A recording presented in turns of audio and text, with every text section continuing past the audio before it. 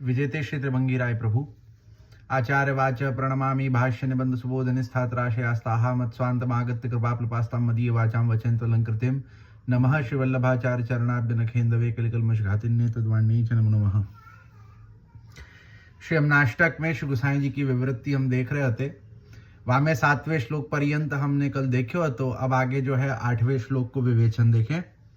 स्तुतिम तव करोति कह कमलजा सपत्नी प्रिय हरेर्यदनुसेवया भवति सौख्यमामोक्षतः इयं तव कथाधिका सकल गोपिका संगम स्मर्शम जलाणुभिः सकल गात्रजैः संगमः यत्र त्वत्संबंधात् सर्ववन्द्य गंगा स्तुतिस्तत्र त्वत्स्तुतौ को वा समर्थ इत्याहु स्तुतिं तवेति अशक्य स्तुतित्वे हेतुमाहु कमलजासपत्नीति सर्वत्र स्तुत्यत्वं भगवत संबंधात् स सर्वत्र लक्ष्म्यपेक्षया न्यून एव त्वं तु तस्या अपि सपत्नी तत्समान सौभाग्यवती ननु लक्ष्मी स्तुतिस्तु लोके दृश्यते तर्हि तत्साम्यं ते चेत् कथं स्तुतिरशक्येत्याहु प्रिय इति साम्यमात्रे कर्तुं शक्यत एव अत्र तु ततो अप्यधिकं प्रियत्वमस्तीति स्तुतिकरणमशक्यम्।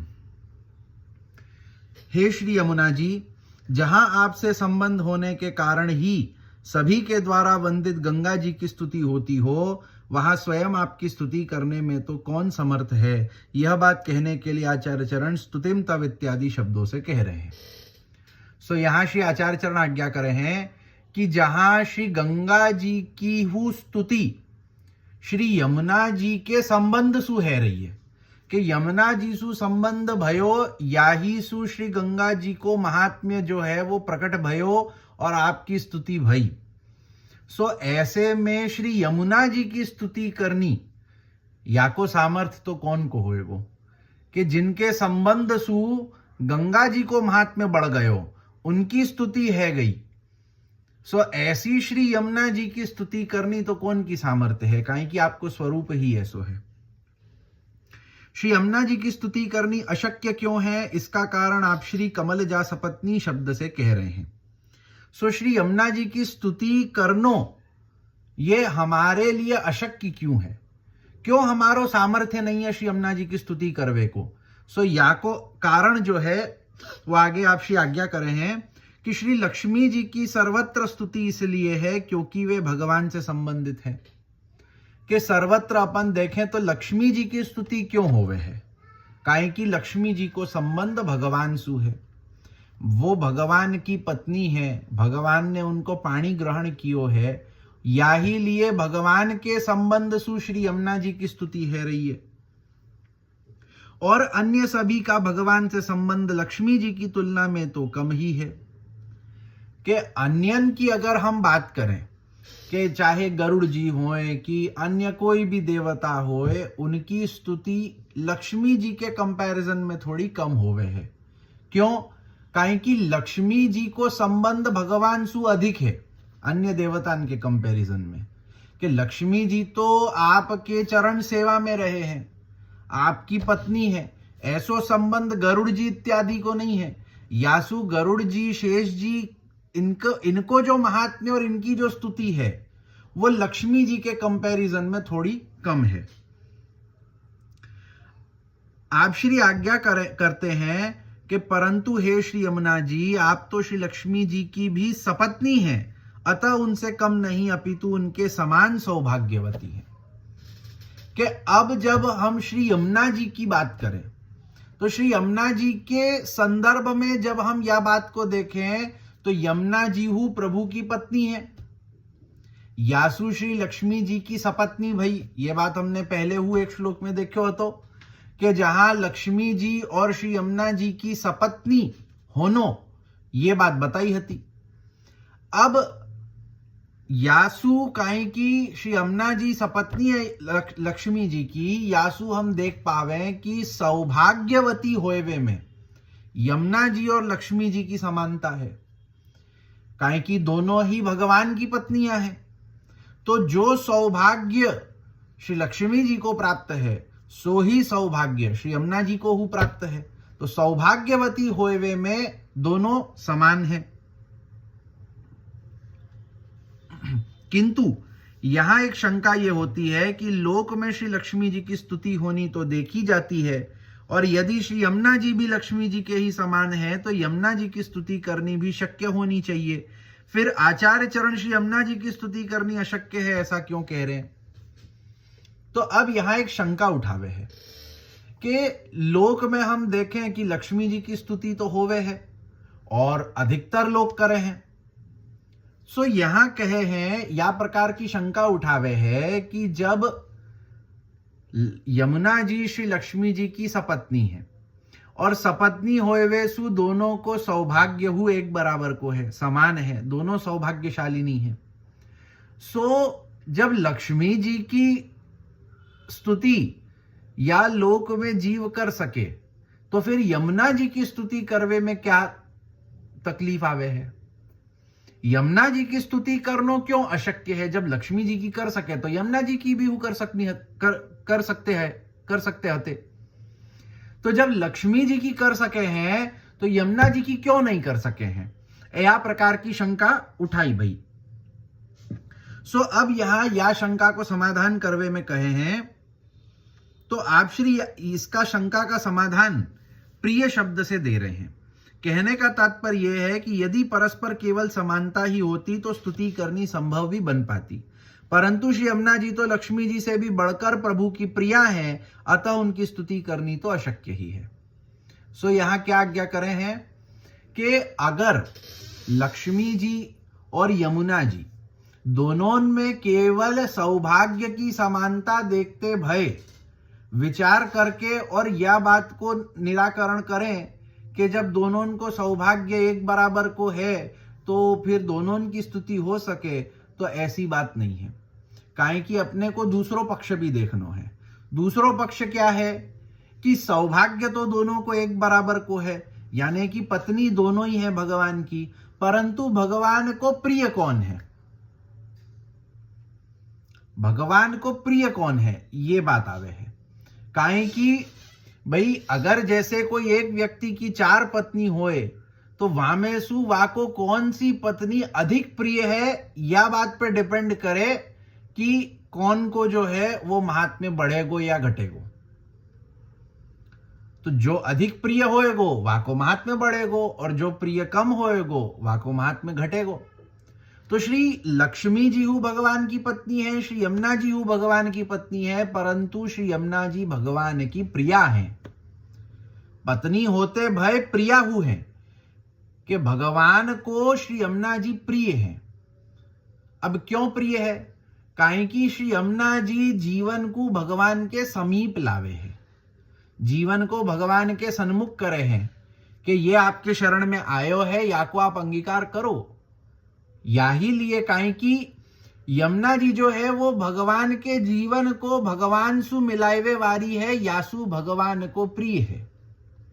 और लक्ष्मी जी को अगर स्वरूप देखें सो आप जो है वो जीवन को भगवान सु दूर करवे वाली है कि जाको लक्ष्मी की प्राप्ति होएगी वो भगवत प्राप्ति करवे में तो असमर्थ है जाएगो। काहे कि लक्ष्मी प्राप्ति होए सु वाकी जो है वो सांसारिक लौकिक माया में वृद्धि होएगी।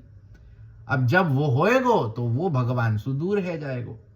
या बात को अपन देखें तो 11 स्कंद में भगवान जो है वो उद्धव जी प्रति या प्रकार की आज्ञा करे हैं कि जहां आप आज्ञा करे हैं कि जो मेरो प्रिय है जाको मैं अपनो जानू, सबसु पहले वाके सारे धन संपत्ति को नाश करूं। काहे कि धन संपत्ति होएगी तो वो मेरो भजन नहीं कर पाएगा, वो भजन सुदूरी रहेगा। यासु भगवान कोई को अगर भजन में प्रवृत्त करें तो सबसु पहले वाकी ये जो लौकिक माया है धन संपत्ति परिवार इत्यादि रूपी या को नष्ट करें। अब या को देवे वाली श्री लक्ष्मी जी हैं, तो लक्ष्मी जी जब धन संपत्ति इत्यादि देवे हैं तो जीव जो है वो भगवत भजन सु दूर होवे है। यासु प्रभु की पत्नी तो लक्ष्मी जी हैं परंतु प्रभु को प्रिय नहीं है, काहे कि लक्ष्मी जी के कारण सु जीव जो है वो प्रभु सु दूर होवे है।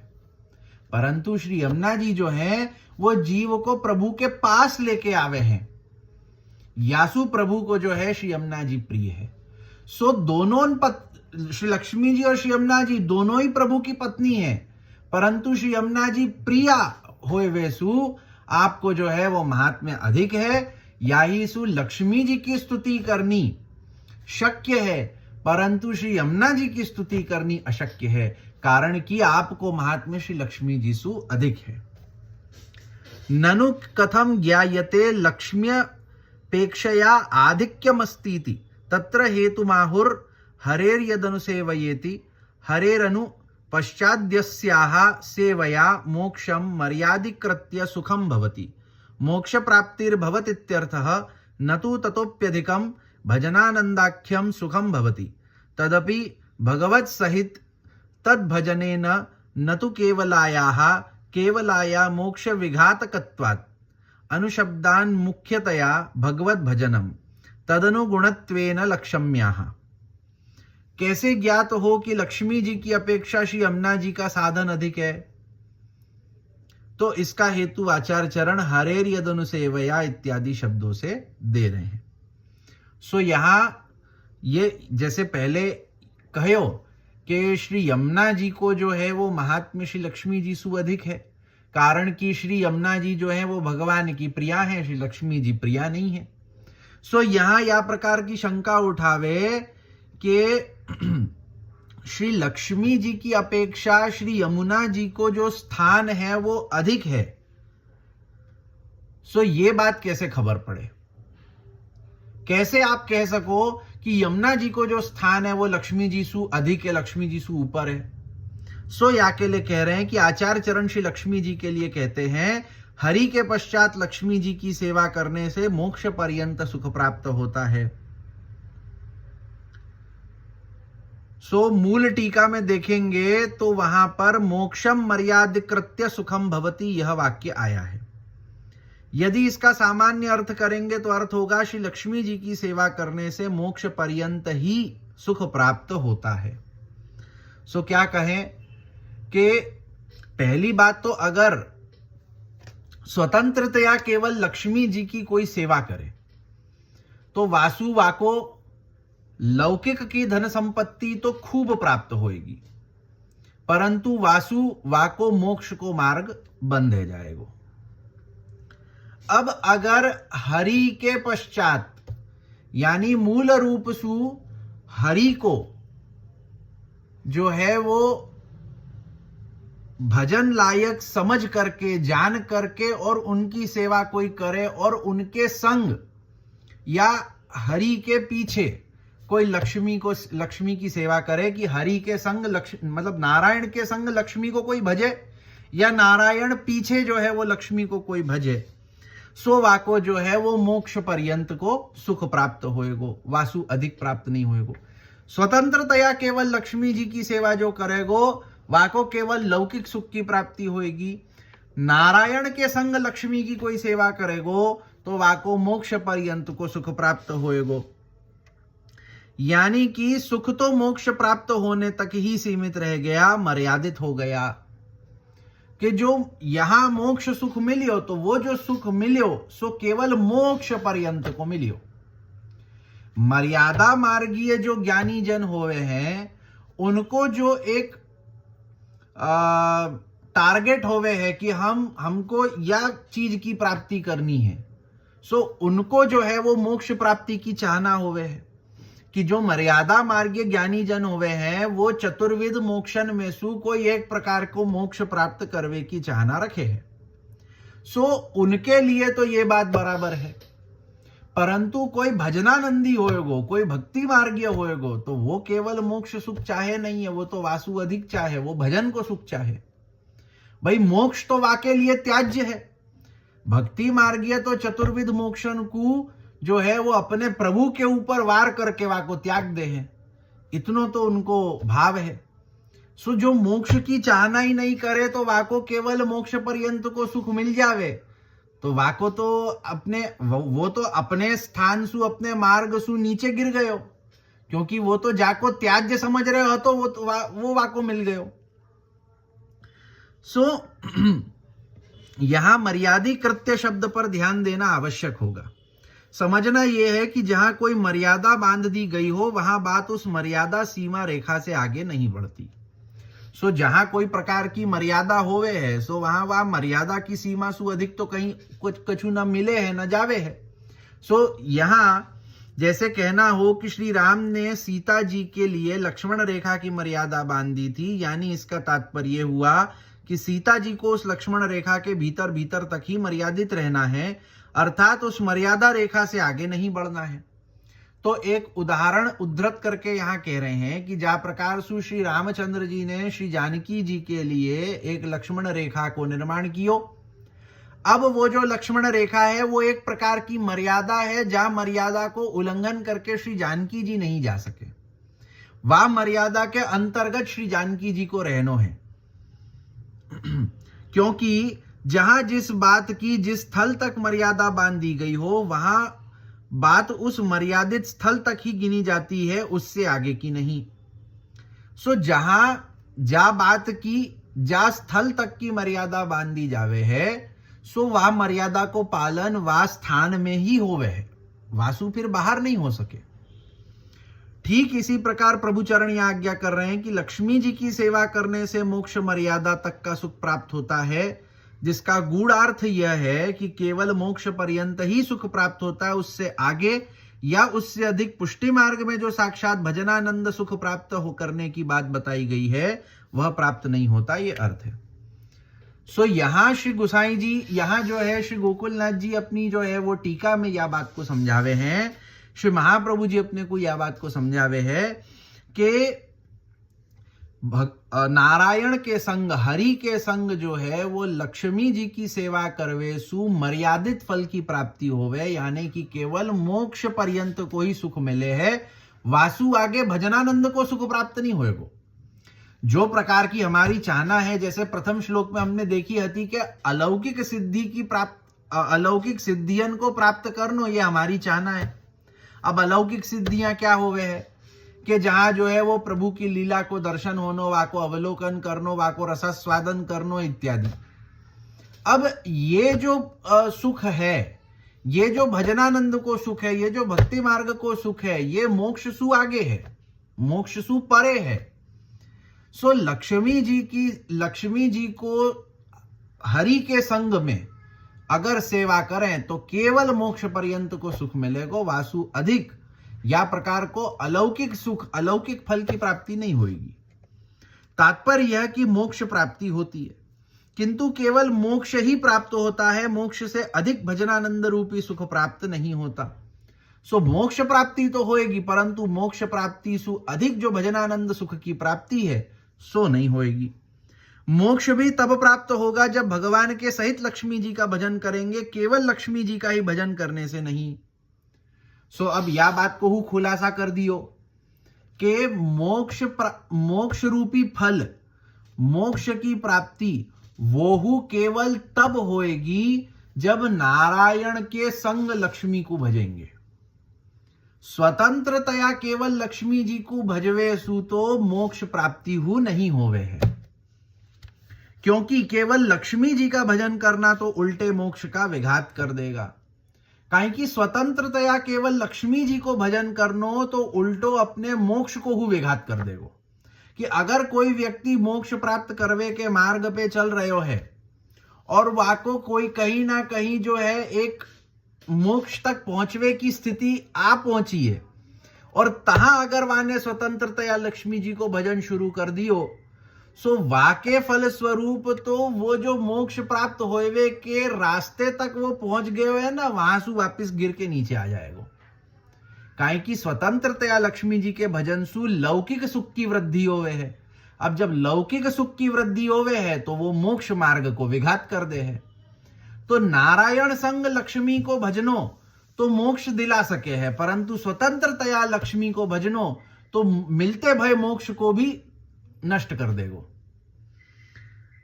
अनुसेवया शब्द से ज्ञात होता है कि मुख्यतया तो भगवत भजन ही है और भगवत सेवा के पश्चात लक्ष्मी जी की सेवा है।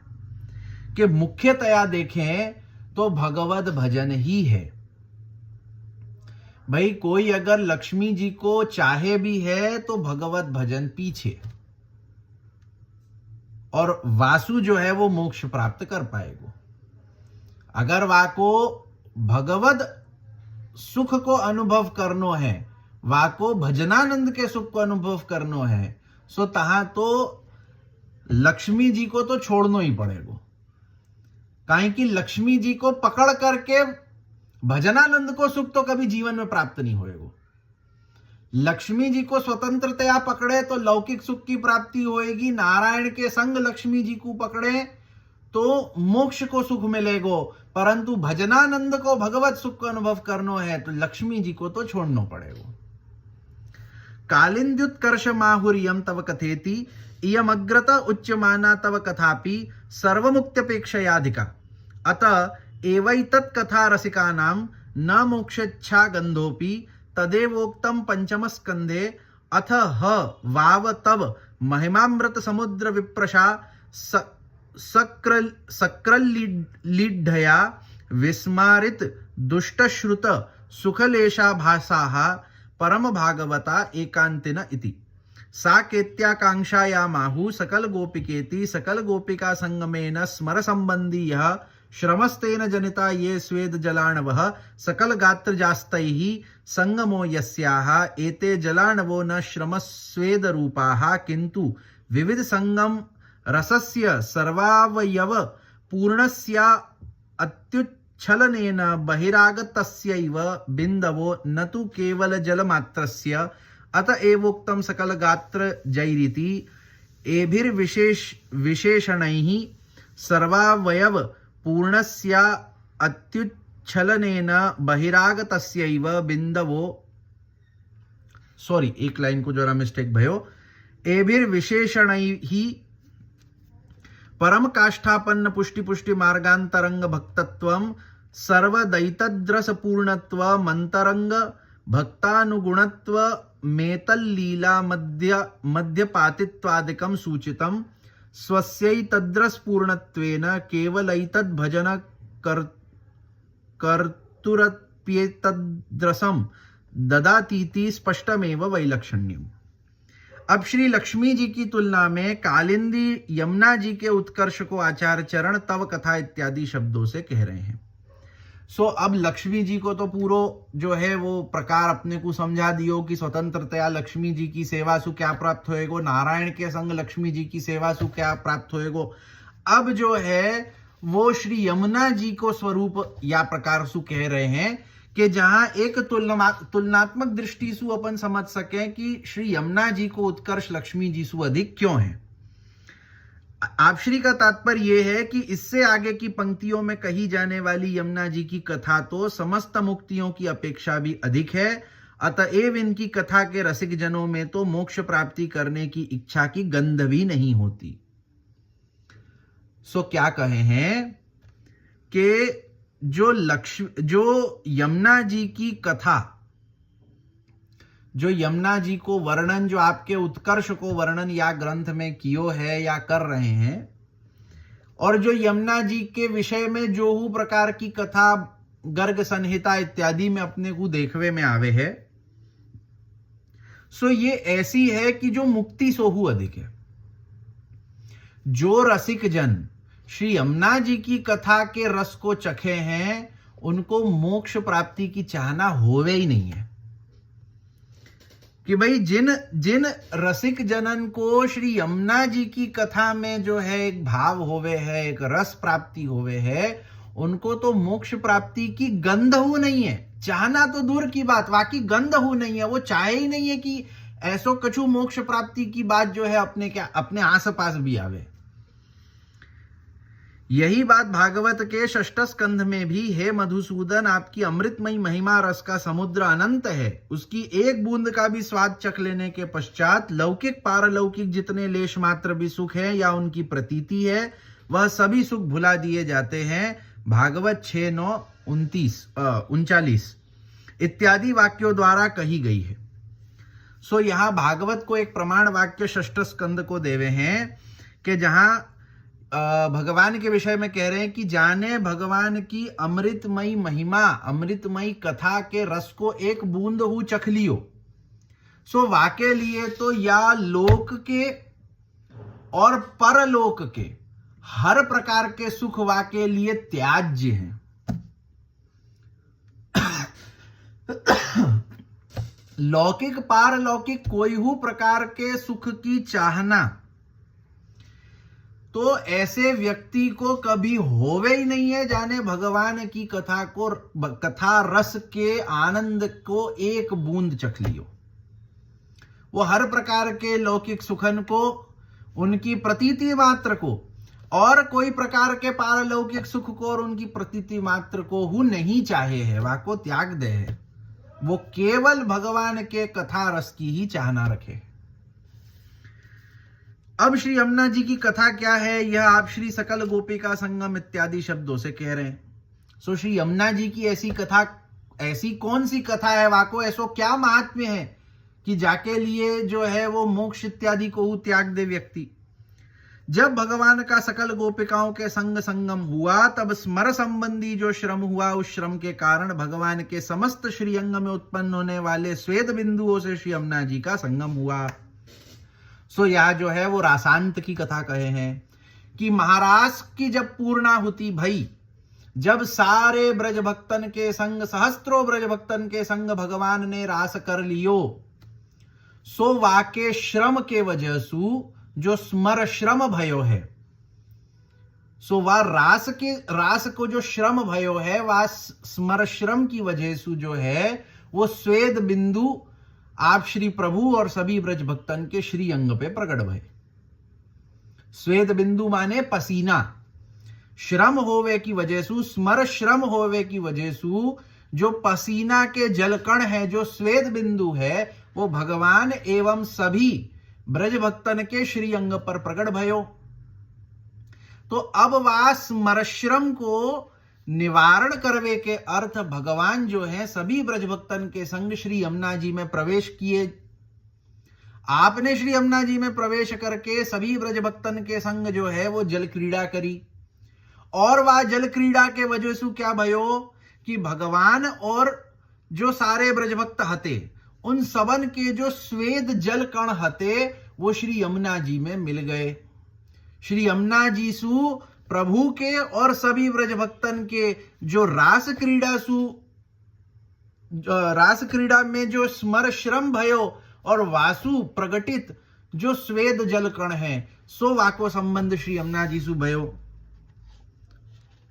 ये जल बिंदु मात्र श्रम से उत्पन्न होने वाले स्वेद रूप ही नहीं है, अपितु विविध प्रकार के संगम से के कारण समस्त अवयवों में पूर्ण हुआ रस जब छलकने लगा, तब बाहर प्रकट होने वाले रस के ही बिंदु कण है, केवल जलमात्र नहीं है।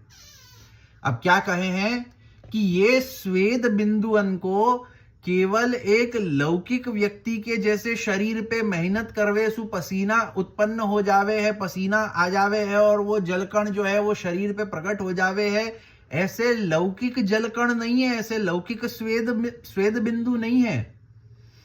परंतु रास क्रीड़ा में जब प्रभु ने, भगवान ने जब गोपिकान के संग में, ब्रज भक्तन के संग में रास क्रीड़ा करी, तो वहां में जो विविध प्रकार को संगम भयो है, वाके वजह सु रस जो है वो पूर्ण होकर के बाहर छलकवे लग्यो, और वो जो प्रभु के अंदर रहतो भयो जो रस है, ब्रज भक्तन के अंदर रहतो भयो जो रस है, वो छलक करके जो है वो स्वेद बिंदु के रूप में बाहर प्रकट हो गयो।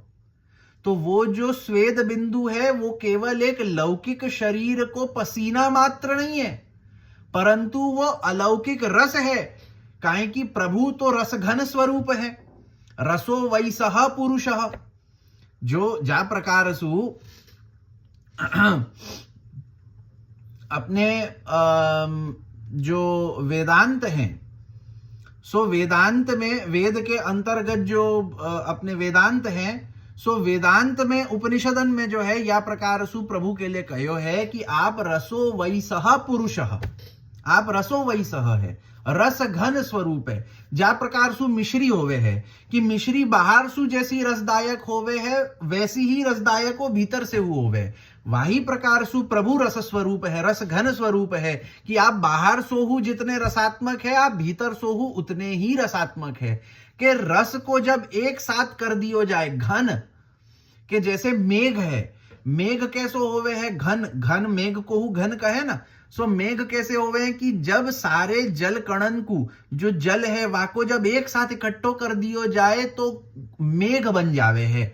और जल सु भर्यो भयो मेघ कैसो श्याम स्वरूप होवे है, वही प्रकार सुश्री प्रभु है, भगवान है, कि जहां जो रस है वह रस को जब इकट्ठा कर दियो गयो तो जो है वो प्रभु को स्वरूप है। और काहे की रस जब इकट्ठो होवे तो श्याम स्वरूप है जाए, यासु प्रभु आप श्याम स्वरूप है। सो प्रभु जो है वो भीतर और बाहर दोनों ही प्रकार सु रसघन स्वरूप है, रसात्मक स्वरूप है। सो या प्रकार सु जब रासादी क्रीड़ा में ब्रजभक्तन के संग आपने जो है वो विविध प्रकार की जो संगम क्रीड़ाएं और लीलाएं करी, सो आपको जो भीतर को रस हतो वो छलक करके बाहर प्रकट हो गयो, और वही जो है वो श्वेत बिंदुवन के रूप में श्री प्रभु के श्रीअंग ऊपर, और वही प्रकार सु श्री गोपी जनन के, श्री ब्रजभक्तन के जो है वो श्रीअंग ऊपर वो प्रकट भयो। इसी कारण आचार्य चरणों ने उन जलाणुओं को सकल गात्र जयी, समस्त अवयवों से उत्पन्न होने वाला यों कहा है। सो आचार्य चरण याही लिए वा श्वेत बिंदुवन को समस्त अवयवन सु उत्पन्न होवे वालो रस या प्रकार सु कहो है, न कि एक जलकण या श्वेत बिंदु या पसीना मात्र है। समस्त अवयवन के पूर्ण होवे सु जो रस प्रकट भयो है, सो जो है वो या प्रकार सु भगवान और ब्रजभक्तन को स्वेद जल है। श्री यमुना जी की कथा या महात्म्य को बताने के लिए उनको दिए गए सकल गोपिका संगम, स्मरश्रम, जलाणु, सकल गात्रज, इन विशेषणों से आचार्य चरणों ने सूचित किया है कि श्री यमुना जी में परम काष्ठापन्न पुष्टि पुष्टि मार्ग की अंतरंग भक्तता, सर्वदा भगवद रस से पूर्णता, प्रभु के अंतरंग भक्तों के लिए भगवद लीला में सहयोगिनी होना एवं भगवद लीला में मध्यपाती होना इत्यादि गुण है।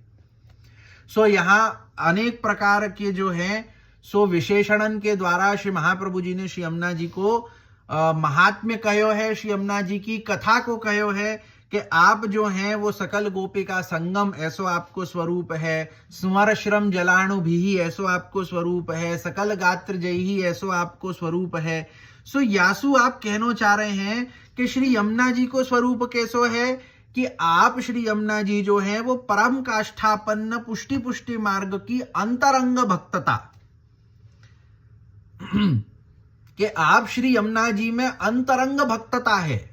कैसी? परम काष्ठापन्न पुष्टि पुष्टि मार्ग रूपी, कि केवल जैसे पुष्टि मार्ग में मिश्र पुष्टि होवे है और शुद्ध पुष्टि होवे है, सो मिश्र पुष्टि में जो पुष्टि मर्यादा, पुष्टि प्रवाह इत्यादि, सो यहां श्री यमुना जी को स्वरूप कैसो है शुद्ध पुष्टि को, परम काष्ठापन्न शुद्ध पुष्टि मार्ग की जो अंतरंग भक्तता होवे है, कि जो प्रभु के संग की जो अंतरंगता होवे है, कि प्रभु को बिल्कुल एकदम नजदीक को संबंध होनो, ऐसे श्री यमुना जी को स्वरूप है।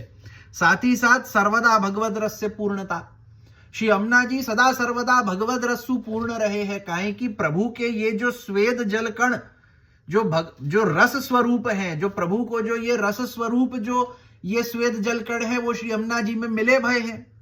यासु सर्वदा भगवद रसु पूर्णता है, श्री यमुना जी जो है वो भगवद रसु पूर्ण है।